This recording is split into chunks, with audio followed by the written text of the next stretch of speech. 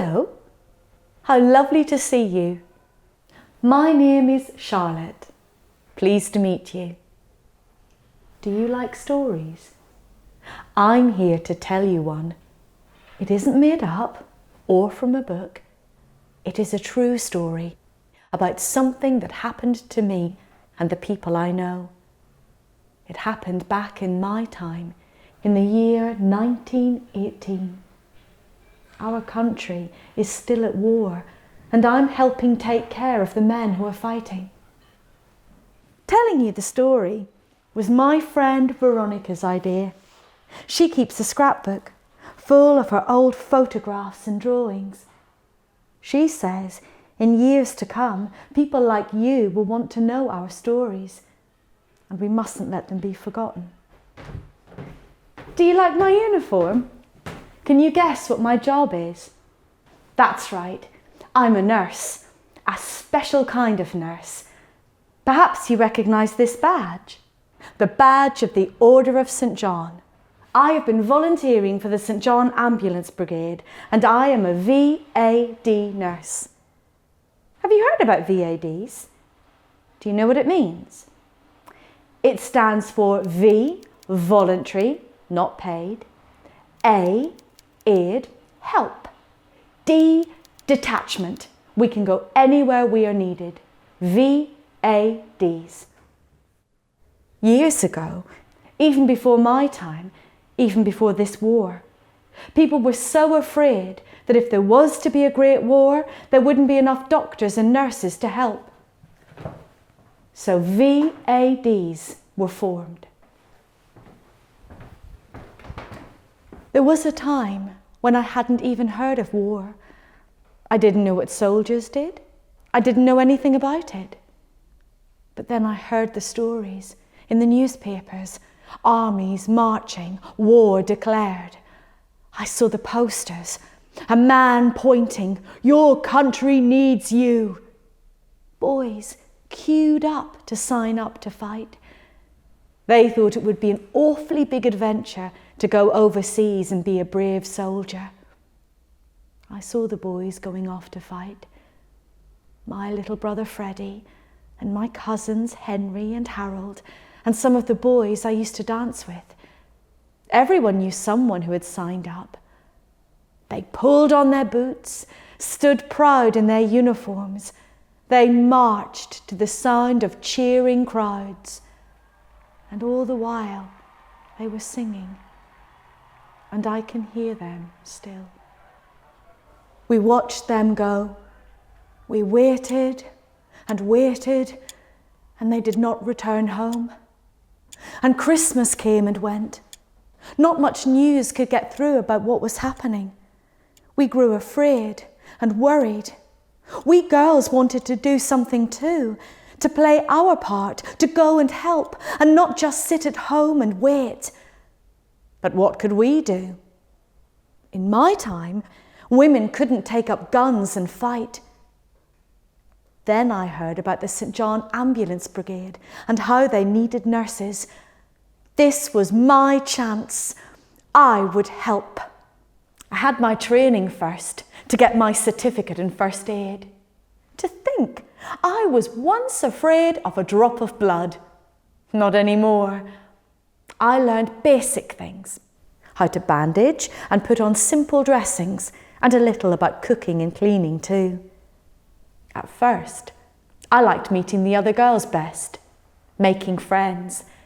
It all seemed like a bit of a game, practicing on each other, larking about. But all the while, we were learning things, preparing ourselves, although we didn't know for what.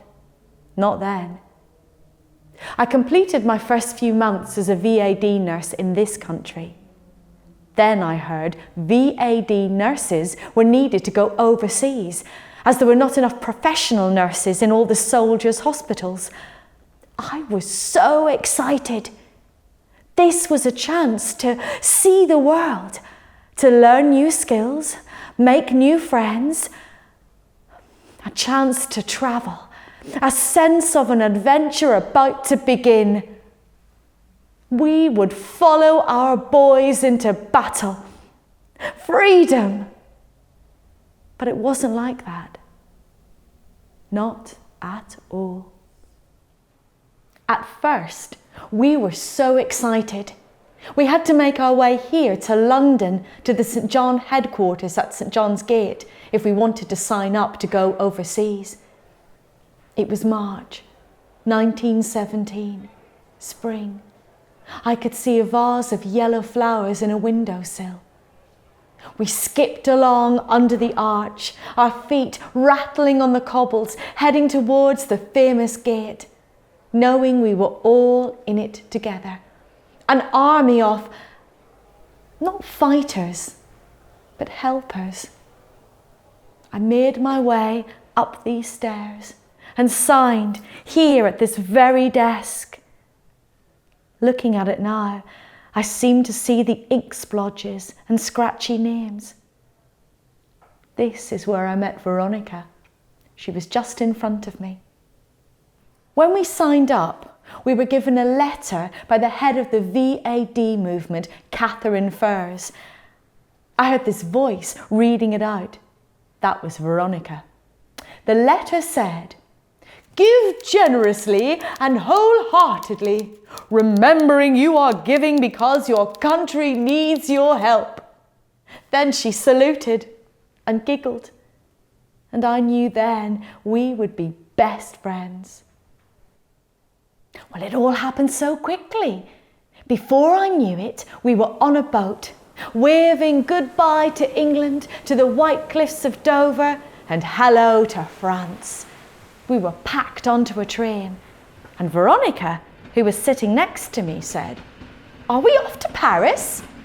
Paris indeed. We arrived by train at Étape, or Hospital City as everyone called it. There were so many hospitals there, but ours was very special and the best. Look, can you find us on the map? Just there on the banks of the estuary. The only hospital entirely staffed and paid for by the Order of St John. It was such a triumph, the largest and best equipped, such an achievement for the Order. We were jolly proud to be there. Even the Queen Mary, came to visit, although I didn't see her. Too busy, I'm afraid. We got the patients from the front line of the fighting and looked after them till they were sent home or back to fight again. They counted the number of men we looked after. Over 35,000. Most of us had never worked anywhere at all, ever. And oh my dears, what a shock. Of course, now my hands are work-worn. But then, gosh, I didn't know a thing about the long hours and hard work. We had a housemaid at home for all the chores. Suddenly, I was the housemaid, making beds, cleaning wards with that awful soap, carbolic, making breakfast, washing up, skivvying, Veronica called it, and she was right. Of course, the ordinary nurses were used to all of that housework. We didn't like it at first, those trained nurses knowing more than us and bossing us VADs about. We thought they were jolly rude. We thought we might be treated differently. After all, most of us had had quite good educations and had come from larger homes than they did. In war, that doesn't count for much. So we rolled up our sleeves and got our hands dirty. We were there to do any kind of hard work that was needed. The nurses, they didn't think much of us lot. They laughed at us with our simple skills. But we got used to them and saw they had had much more training than us. I learned a lot from those girls. Veronica and I shared dorms in a wooden hut, talking and laughing long into the night about how much we had to learn. Oh, we were terrible nurses at first, she wouldn't mind me saying. But we became friends. And I seem to see her and the others standing here in front of me now. Our hospital was right beside a railway line. I shan't ever forget the long, low whistle. All through the night, the trains slowing down and dropping off the wounded soldiers at the side of the track. There would be no warning for the nurses when this was going to happen. It could be any time of the day or night. Once, 57 stretchers suddenly turned up at 2 a.m. We had to leap up out of bed. We could hear Veronica stumbling about in the darkness, knocking things over. That woke the rest of us up all right. We pulled on our boots and out into the darkness. Stars, little pinpoints of light. The moon watching over us, squelching through the oozing mud. The faces of the men looking up at us with hope. In a terrible state, some of them, bruised and bloody, scarred and scratched, eyes sticky, the faces of war. I felt as if I could cry, but I had to be brave. I had to be strong. That poor chap might be my little brother or yours. I had to smile, to listen, to hold a hand, to give comfort, to be that little piece of home, to smile and listen. That was as important as all the medicine in the world. We had to patch them up as best as we could and leave them back there on the side of the railway line for a train to come along and pick them up and send them back to fight. Men who could barely stand up. Sometimes I didn't think they were well enough. But that wasn't my decision to make. Off they went. I sent my prayers with them. It could be very difficult. But Veronica, she wouldn't let us be sad for long. She was always thinking of ways to make it fun for us. She put on concerts and plays. I was in one too, if you can believe it. Look, can you find me? Veronica played the Fairy Queen, of course. There she is, cross-legged at the front. She wrote the stories, designed the costumes, even made the set. Some of us dressed up as clowns and queens. Veronica, she painted St John's Gate on the set. We could escape into silliness for a night, and the patients, they could laugh just as if they were at home with their loved ones. But then after the applause faded away, that sound came again. The clickety-clack of the trains upon the line. And our work began again. And that was that. War hit us at Hospital City in a desperate way. The Germans started to drop bombs. And soon they came. Little whirring balls of fire. The huts shook. The sky bright with flames, which guided more aeroplanes and their beastly bombs. The fire alarm sounded. No time to dress. We pulled on our coats over our pajamas and used wash basins as sort of helmets. We rushed outside, dragging in the wounded soldiers to take shelter. No time to panic. We all worked together. But the Germans seemed determined to destroy our wonderful hospital, returning again and again. By morning, they had done it. Destroyed everything. Our wonderful hospital, all in ruins. we thought our work would end there that night. Remember what Etap, Hospital City, looked like before? This is how it looked after the bombs. Our wonderful hospital, all in ruins. I shall never forget those days.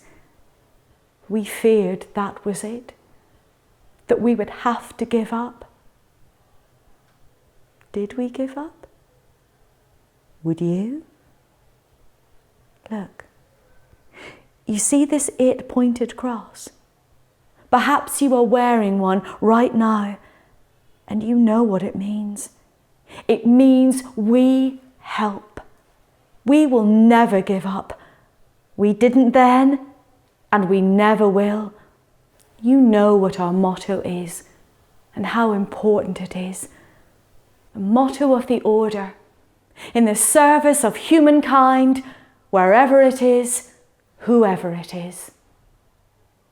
The whole hospital picked up and packed up the coast to Trouville, where it reopened. There are still more that need our help. Veronica went with it, and I was sent back home to London, and now telling you my story. But my heart is still there, and still with the friends I made. And always I shall hear the long, low whistle of the train upon the tracks. Now you know my story, and you wear the 8-pointed cross. You are part of this wonderful organisation which does its best to help. Thank you. We couldn't do it without you.